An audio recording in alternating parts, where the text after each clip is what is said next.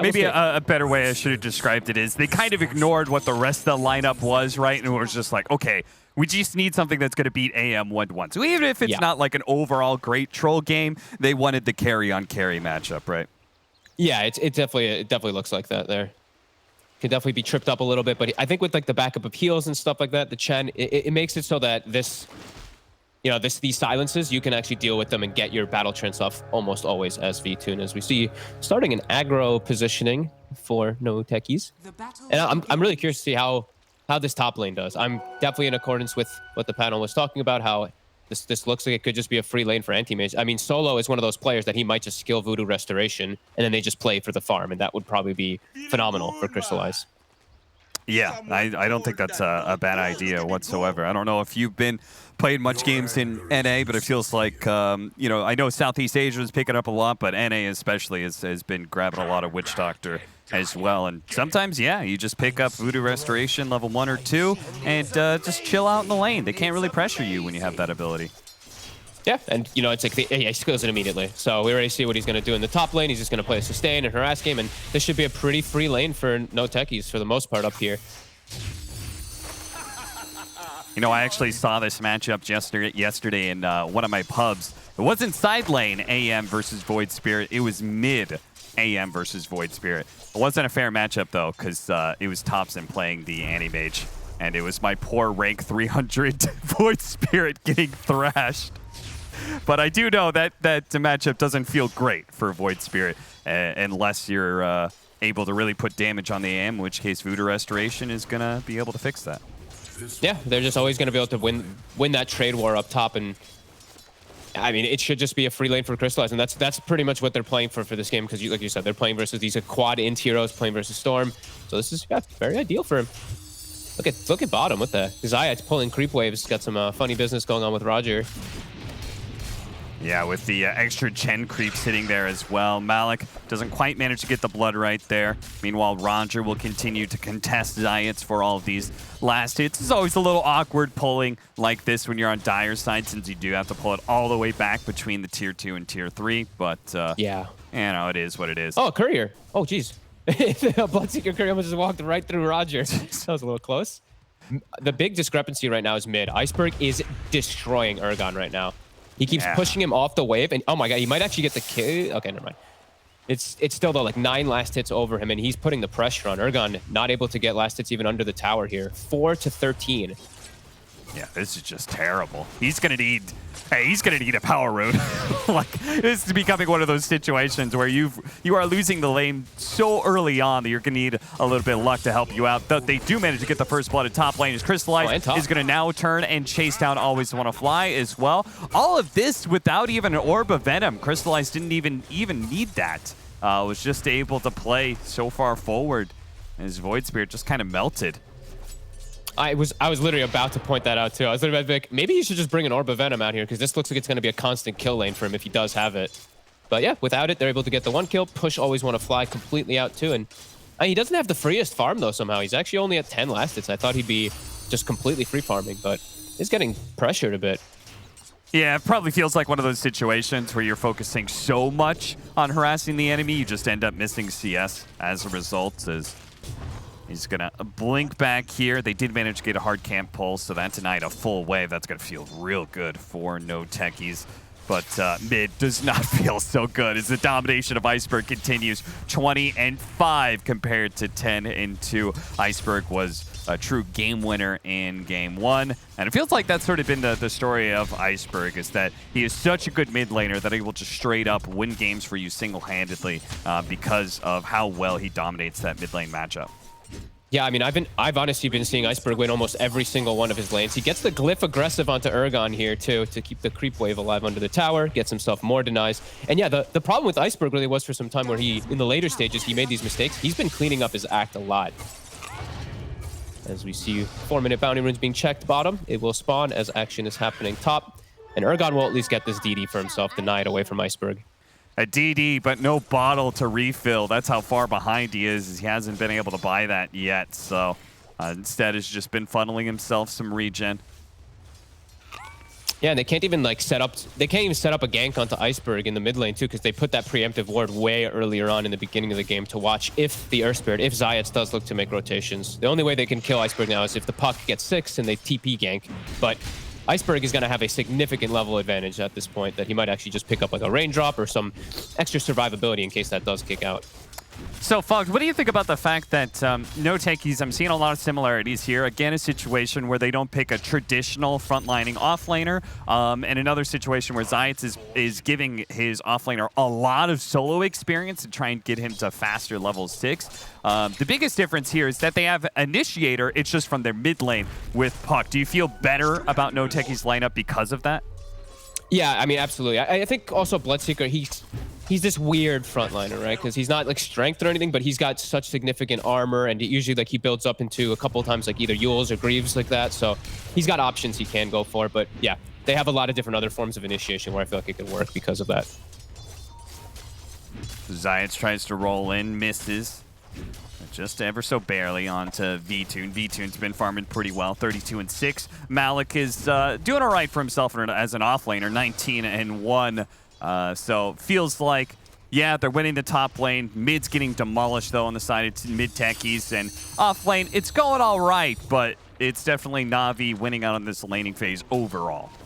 Yeah, and the big concern really is for me is when Na'Vi looks to start really ramping up the pace a little bit. Anti-Mage, he can show up and do like a finishing touch on the Storm Spirit or maybe even on a Void Spirit with the Mana Void, but contributing to the fights it's going to be pretty much non-existent. So Na'Vi feels like they have a pretty good window around this, like, I mean, even pretty soon, like within the next 5 minutes or so, that they can really ramp up the pressure. And it's going to be up to Urgon and kind of like Malik to really bail out that mid game here with their movements.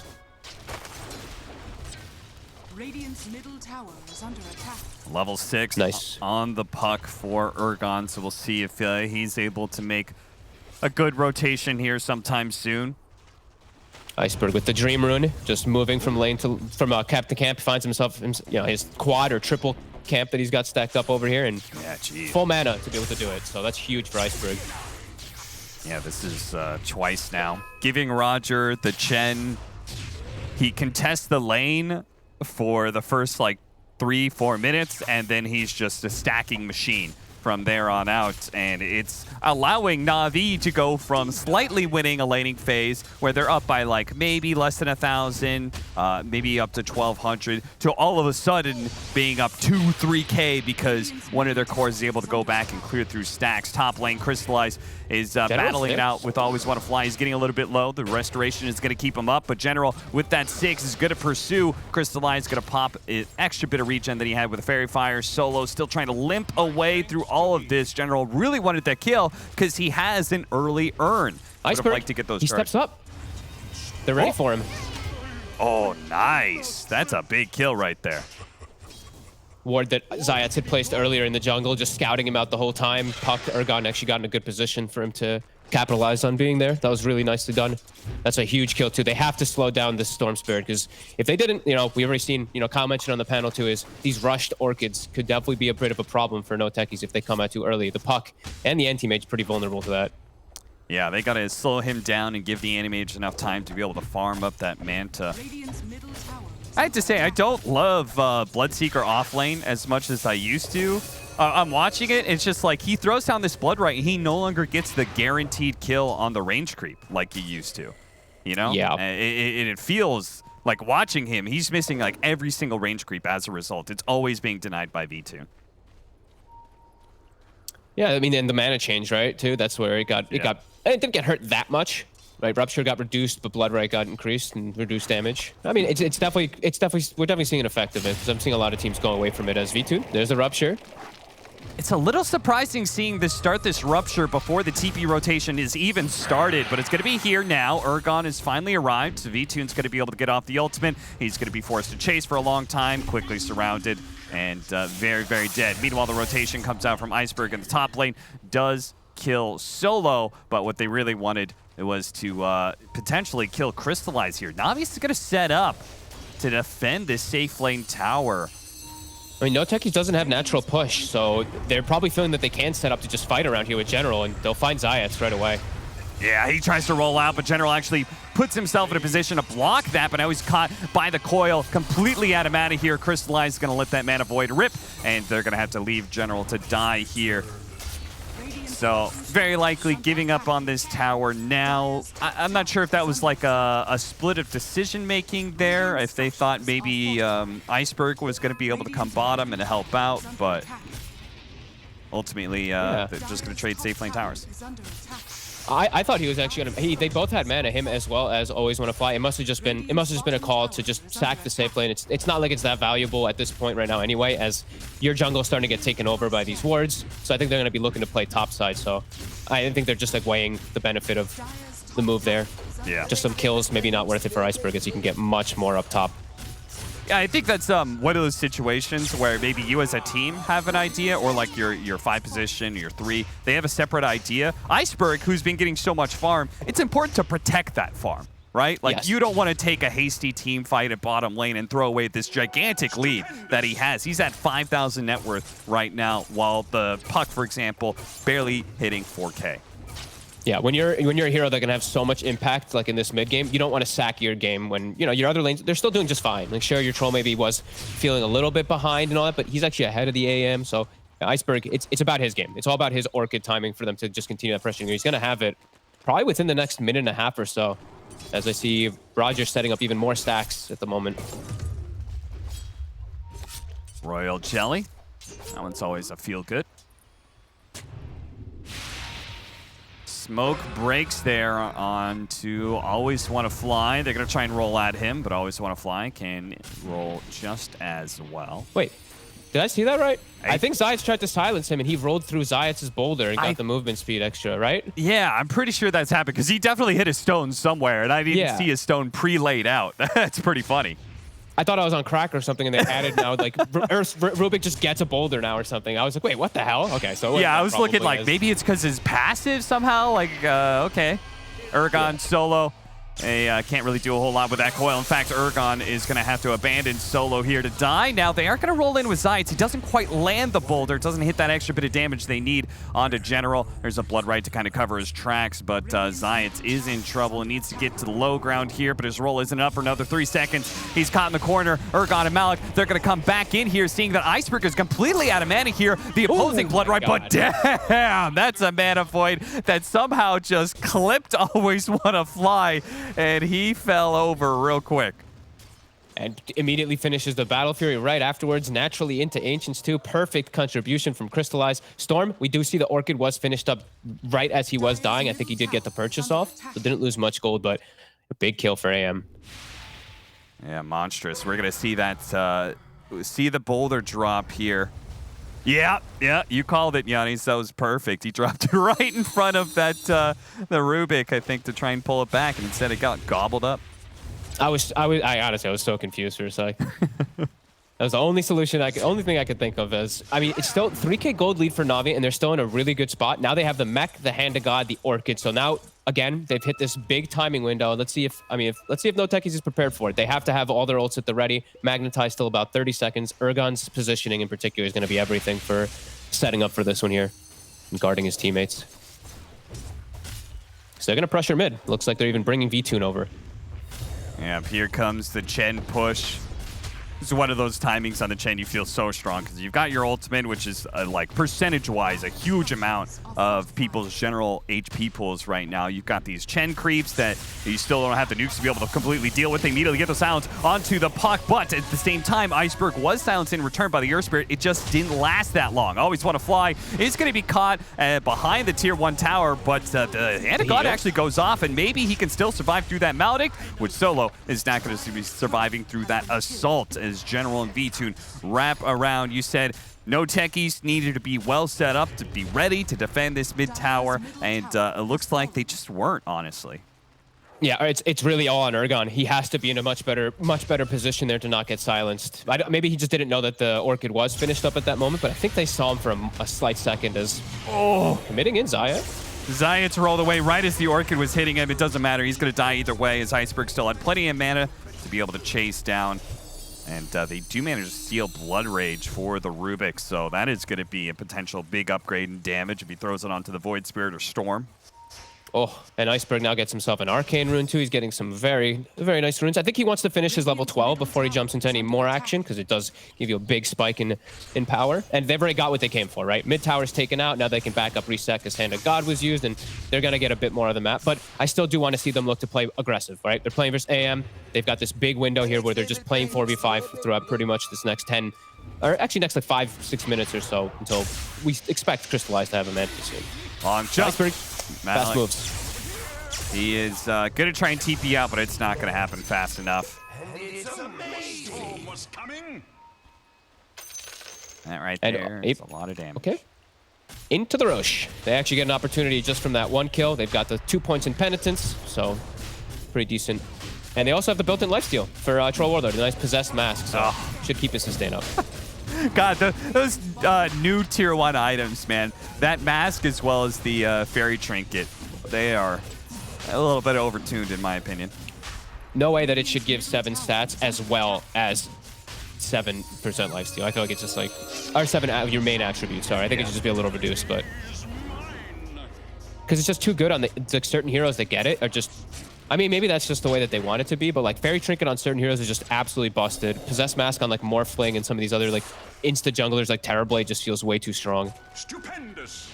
Yeah, I saw it. Any hero that can hit multiple units, like I saw Tidehunter pick it up as well. I was like, okay, yeah, that's crazy. Just anchor smashes, and he's going to get a huge amount of heal every time. Navi's hunting. They have this ward down. They did see the Earth Spirit for a second. Zayats. We'll do a small boulder. Seemed like maybe he didn't fully realize that he was being hunted that way, but either way, he goes down. Navi just in full aggressive mode at this point because they have the Aegis on Iceberg. Oh nice jumping around by Iceberg, dodging the coil.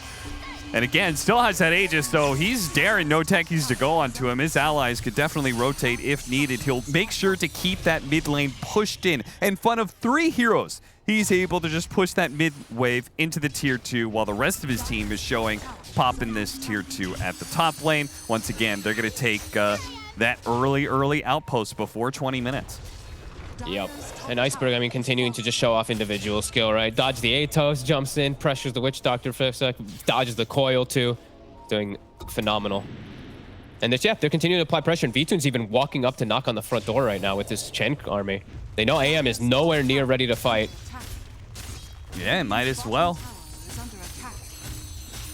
And they know Coil's down, so they have a window to actually walk up at the high ground where they're not going to get super punished for... Pop the glyph, protect the wave while they can. Another round of the orb comes through, but the tier 3, it's about to fall here. And they could still, Zayat's trying to roll forward to go for V-Tune, but V-Tune has been one step ahead of Zayat this entire game, it feels like. And he does it again here. Zayat rolls to his doom. They're just going to wait out some of their spells. And with those ultimates being used, some of them, they can keep going if they really want to and try and get this tier 3. A pull back there with the Remnant on Malik. The Stolen Rupture is going to be placed on this Bloodseeker. Solo going to run interference here, trying to make sure they can't threaten his Bloodseeker, but he's going to get out a little bit too far perhaps. Does have the Blood Right covering his tracks. Jump into the mid lane. Iceberg, he hasn't been showing himself in the top lane for a while. That's because he's decided to go ahead and hunt Iceberg. Oh, my goodness. Crystallize. That was a good read that they burnt enough mana. Now they're going to start going on to the top lane because the AEM, he's healing up. He's going to join them in this fight in the top lane. A nice kick to be able to break the coil. V-Tune does manage to finish up that tier 3, but Na'Vi, they need to get out of here. The Rod of Atos is going to hold them underneath this Death Ward. V-Tune's going to take a decent amount of damage here, but no techies. Got to be careful in pursuing as Iceberg is waiting for that long jump. They saw him too. They saw him resetting. I think they actually saw him get the top rune, so immediately start to back away, but very nice from Crystallize too. I thought for sure he was going to die there from Iceberg's jump. Now they're actually still looking to hunt for this anti-mage, swinging across, checking the Ancients, kind of reading his movements a bit. Whew. Takes away that Aegis, gives himself enough time to be able to TP out as a result. Oh, I think he's going to get caught here, though. Yeah. Looks like Always Want to Fly and Iceberg have a perfect read of his movements right now. Spell shield fast enough, he gets out. Oh, Crystallize. Very well done. Real quick there on the trigger finger and able to bounce back both the Telekinesis and the Orchid. He's getting time. He's getting to the point where he's going to start eclipsing the Storm in farm. It's like the Manta is that big timing where he can actually look to be involved and actually help out his team a lot, which they really need. That's the one thing too. Is they really start needing Crystallize to be this big fighting force because they're really falling behind on the other heroes. Supports as well as the other two cores are significantly behind their counterparts. Yeah, they definitely feels like they're kind of getting demolished when it just comes to the 4-on-4. As the pressure again coming from V-Tune in this top lane. Oh, look at that. 8 armor talent taken by the anti-mage this game. Rather than going for the blink cast range that we usually see, this is I want to be able to stand and fight versus troll and all this damage too. That's different. Kind of cool. Yeah. We're seeing V-Tune though, he's got the key that where he also can just man fight and stand toe-to-toe versus AM. The Basher's online. Yeah, it's big. And looks like he's looking at either Butterfly or Heart. It's kind of interesting instead of going straight for the Abyssal. Yeah, we saw Heart on Troll like yesterday too, I feel like. But that was one where they were really losing the game. Interesting. Maybe he's just feeling that they're just their damage is predictable and at some point they're just going to run out and he's going to be the one sieging. So siege poke, back up, reset, heal. Yeah, how does an AM hurt you when you've got Heart and no mana pool, you know? Like, you've only got 400 mana to burn. You're not going to do a whole lot of damage. Crystallize is going to go straight onto this Chen. See if they can blow him up right away while he's still silenced. No Hand of God here. Nice two-man coil. It's going to be able to catch the Rubik with the Death Ward out there. A Bash is going to stop that Death Ward, but the Rubik is certainly in trouble, and V-Tune is currently being kited. Malik is currently doing some kiting of his own onto the Void Spear, who gets Rod of Atos into the silence. He gets popped. Nice and clean. Crystallize blinking away. That cast range, he's not able to blink quite far enough. Iceberg is able to chase him down, and now looks at Malik, who's a little bit low. Turns, puts the Orchid onto the puck as quick as possible. The silence is there, though, from the Blood Ray. He's going to try and finish up the puck, and he does manage to get for the double kill before he goes down. Iceberg gets the only kills of that team fight for Na'Vi, but they were two very big kills in the 1 and 2 position. It was a whole separate fight on the side. It was like Navi's fighting on the right side. Meanwhile, Iceberg is literally having his own battle on the high ground versus Crystallize, who's trying to counterspell his spells, but he actually played really nicely around it on Iceberg, gets the finish off, and I think that was all on the back of an Arcane Rune that he did end up having that allowed him to actually have the mana to do that. Otherwise, he wouldn't have gotten either of those kills. So a little bit lucky for Na'Vi the way that they were set up. A beautiful fight for no Techies. And Roger making a pretty big mistake. He had mech up. Sure, he was silenced and all that from the Air Spirit. He didn't pop the mech to survive to get the Hand of God off there. So oof. Yeah, that could have made a huge difference. Him getting off that Hand of God, Always Want to Fly, would have survived a lot longer as a result. Maybe General's Void Spirit could have stayed in the fight longer as well. Yeah, I think he maybe like the courier was delivering something like the tome or I couldn't see because he hesitated for quite some time before using it. He popped the drum, but he didn't use the mech. So Blink Dagger on Urgon. Solo's going to be chased down here into the Yule's Remnant combination. That will spell his doom.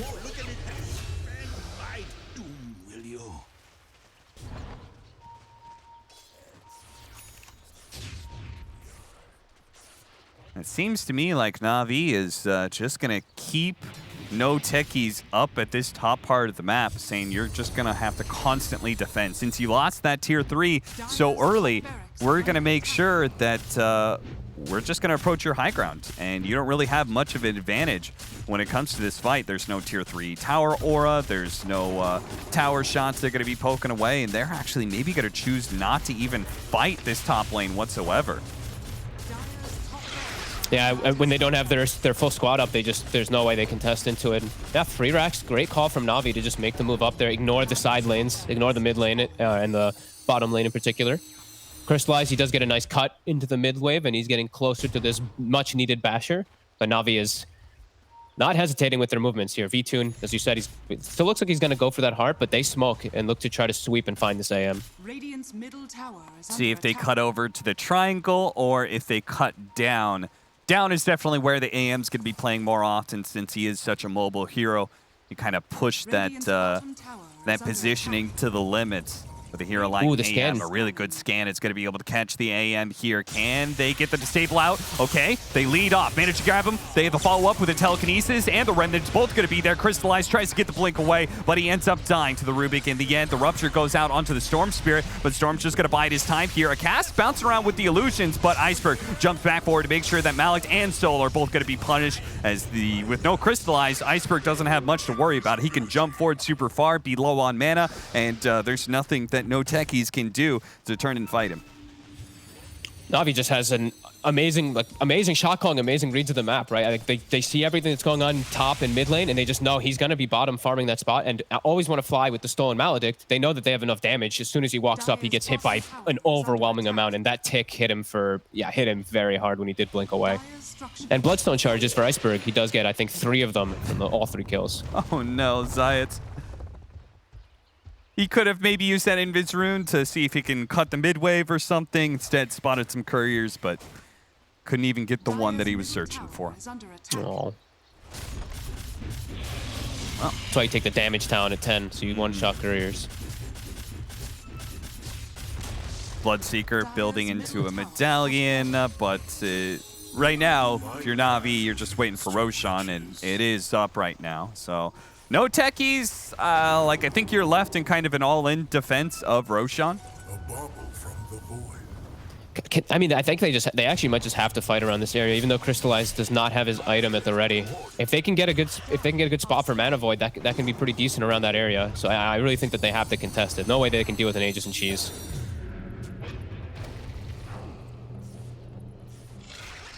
V-Tune has committed. He's got the heart. Okay, so I mean, I don't know how the hell they're gonna kill him, honestly. That's actually pretty crazy, so. Iceberg? Okay, Iceberg's not gonna get the chance to actually set up. He tries to jump in first on his eye. It's not realizing, though, that the entire crew was there. He does have buyback, though. He was getting divine favored back. He was doing the Storm Chen trick, because he just got the shard. He was trying to get sent back to base, but they blew him up too fast, Iceberg. I mean, I was talking earlier this game about Iceberg that hasn't been making those mistakes, and then he goes a little reckless. Yeah, I haven't seen that shard too often, so maybe he misjudged just exactly how long it takes. 6 seconds, that's a long time. That's the, what, level 1 of Dark Rift for Underlord? Yeah, it was close. I think it had like 0.5 or 0.6 seconds left if I was looking at the timer properly, but yep. Makes a slight mistake. They're still going to be able to get the Roche anyway while he's dead, it looks like, because no Techies isn't going to make it there in time. They're going to smoke and try to get there, but it's too late. They've already got the Aegis and Cheese. Okay, well, telekinesis, roll in onto Always Want to Fly here. The blink forward. Crystallize immediately runs into a Remnant. Oh no, now he gets bashed up. Cast. This is troublesome. He's going to pop his Manta, see if he can get out of here. He actually jumps into another Remnant, pulled back again. V-Tune, he's going to ignore all that and just hit whatever targets are closest. That's going to be Solo. Yet a third Remnant's going to land to be able to pull the Witch Doctor back to make sure he dies. Crystallize harassing a bit with his illusions, but... Iceberg's TPing on the outpost bottom. They're keeping tabs. They keep pinging where Crystallize is. He's wanting to jump him. Makes the long jump over, runs over Malik, and will be able to get him as Crystallize. He can jump in. He has his ultimate back up. He can go for it. Oh no, the Yule Scepter! It stops him. He doesn't pop the counterspell in time, and now he had a small chance of being able to kill Crystallize and maybe stopping this high ground push. Instead, he dies, and now it's pretty much a free game for Navi to take over. Yeah. Oh man, I'm still so impressed with the way Navi's just keeping tabs on these heroes too. I'm just like watching Iceberg, and he's just spam pinging the AM to follow him as he's respawning, just so he know. And then he's just like, getting that angle ready to go for the jump. A nice prediction by him to go for the Ancients, and they get the successful fight. Yeah, AM down for 40. These Raxes are gone, and might even just tap on your tier 4s a little bit since bottom is still has those towers. Yeah, still got tier 1 and tier 2 up. Navi giving no Techies some respect here. Are going to back up. No reason to hit to the tier 4s, I guess, when they could just start setting up for the bottom lane push. Urgon, meanwhile, is trying to get ahead of that by pushing out the bottom lane as much as possible, but he really does not have a whole lot of time that he can remain there.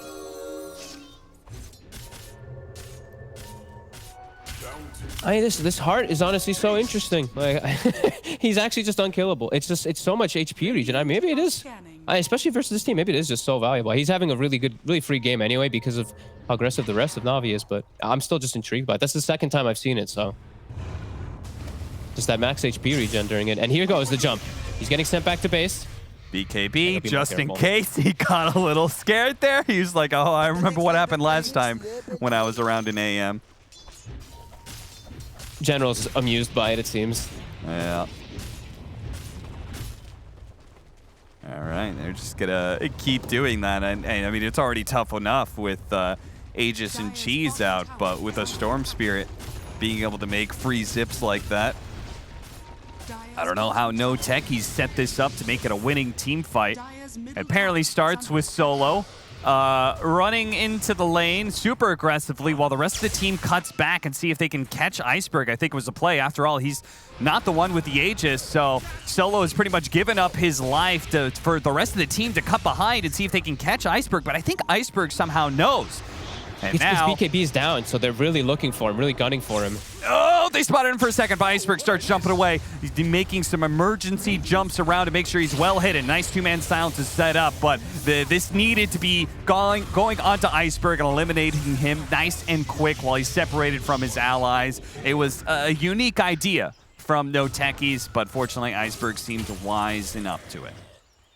I actually like the attempt there, right? Like, they're like, Iceberg can still die to one stun because BKB's down if the AM gets on him, but Iceberg waits till BKB's back up and kind of just then starts making his way back into the fight, and his team immediately starts to connect toward him. Navi's just on point with all their team play.